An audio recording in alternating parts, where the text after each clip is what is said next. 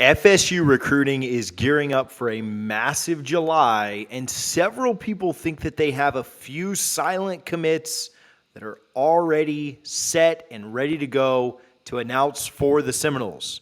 And we're not confirming nor denying that any of these guys are officially silently committed, but we will tell you the guys that we think are the most likely to pop for the Noles next. And I do believe that you could probably consider a couple of them silent commits, but you'll have to make that determination up on your own. Let me know down in the comments who you think is silently committed to the Seminoles. Let's jump into it. Micahi Danzy. We've spoken about him a couple of times. We talked about him the last time that we went live. I truly believe he has a chance to be FSU's next commitment. He's an athlete, according to the recruiting websites, but he's probably going to be a running back for the Seminoles when he gets to Tallahassee. He grew up in Tallahassee, Florida. He attends Florida State University High School. He's a 6'1", 175-pound back, and he is incredibly dynamic. We've talked about him in the past. We've talked about him and his stats in high school. He's a top 150 kid for both on 3 and 247. He's absolutely killed it on the ground in his junior year, over 1,800 yards on the ground, but he was really, really good at defensive back as well. I do think that Florida State likes him as their second running back behind Cam Davis in this 2024 class, and I think that he is going to be the next most likely to pop for the Seminoles. We've got some guys that sounds like may announce on July 4th. We'll talk about some of them in just a moment, but I really think Micahi Danzy has a great chance to pop on, around, or before that date. Next up, Jonathan Daniels. He's a 5-star offensive tackle. He's the number 1 offensive tackle in the country, according to On3.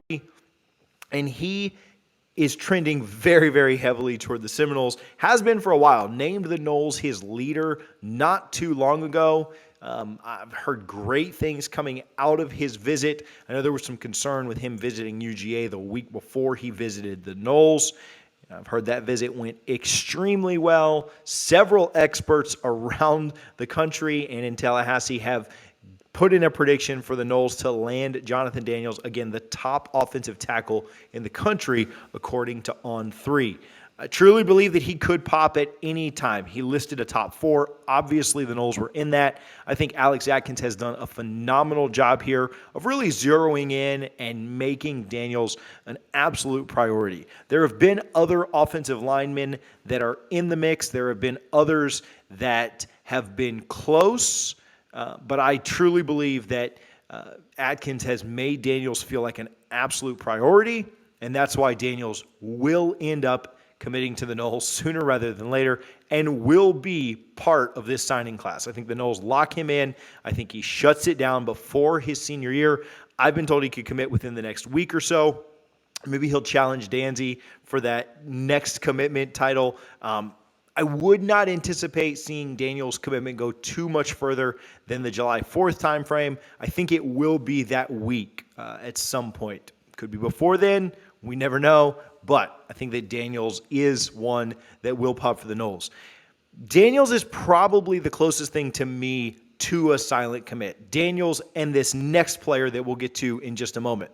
Before I get to him, I want to give some love to our friends over at Garnet and Gold. They've had a phenomenal response to the jerseys that they've put out for sale. I've heard that several of you have ordered and used the code NOSLAW to save 15% on your FSU jerseys.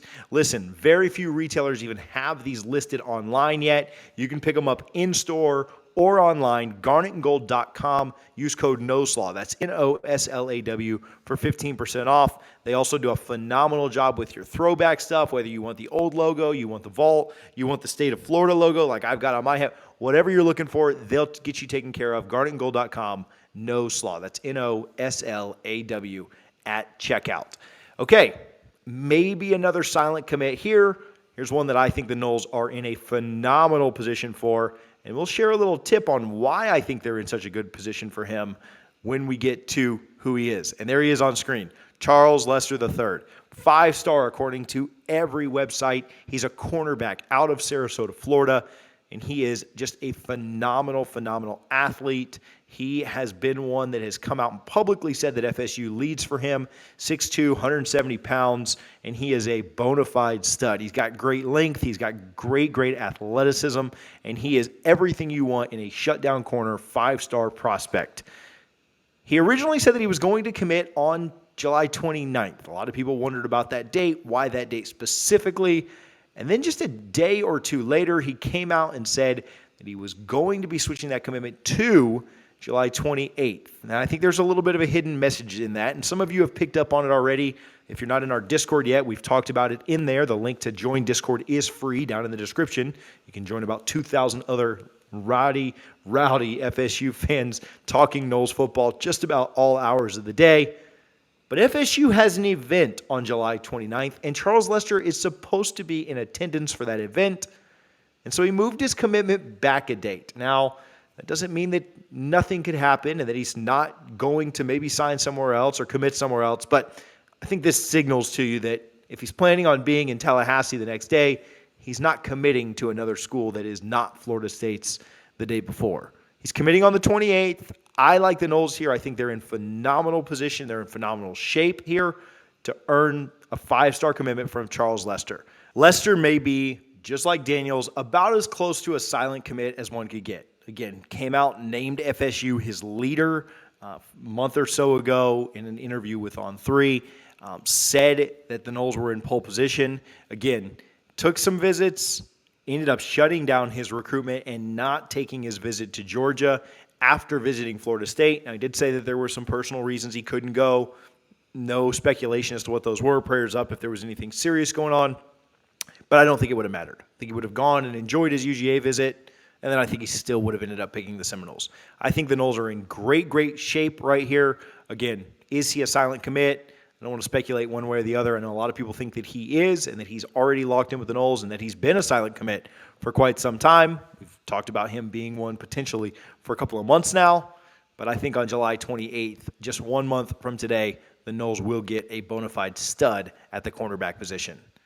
Elijah Moore is the last one that we'll mention here today. He's a 6'4", 190-pound prospect. He's a 4-star wide receiver. Kid has been projected to Ohio State for quite a while now. We all know that Brian Hartline is one of the best recruiters in the country, if not the best wide receiver coach in the country. Florida State did a phenomenal job on his visit, and it looks like they've taken over that pole position. He came out and named Florida State his leader, and he's also gotten very close with Coach Dugans, who has had quite the come up and is stacking a pretty phenomenal wide receiver class here in 2024. I think Moore is certainly a candidate that could be silently committed to the Noles, may have committed during his visit to the staff. I've not confirmed that, but I could certainly see him making it known to them that he wants to be at Florida State. Now, when does he end up announcing? When does he end up committing to the Noles? We'll see. I would anticipate this is coming on July 4th.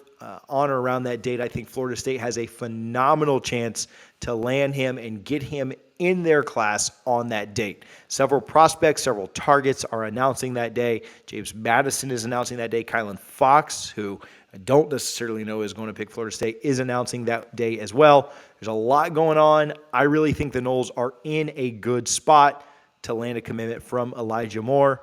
Nothing like stealing from Ohio State here. I think the Noles pick up another 4-star wide receiver. Big-bodied, 6'4", nearly 200 pounds, big kid, big target for Luke Kromenhoek and this offense to have going forward and in the future.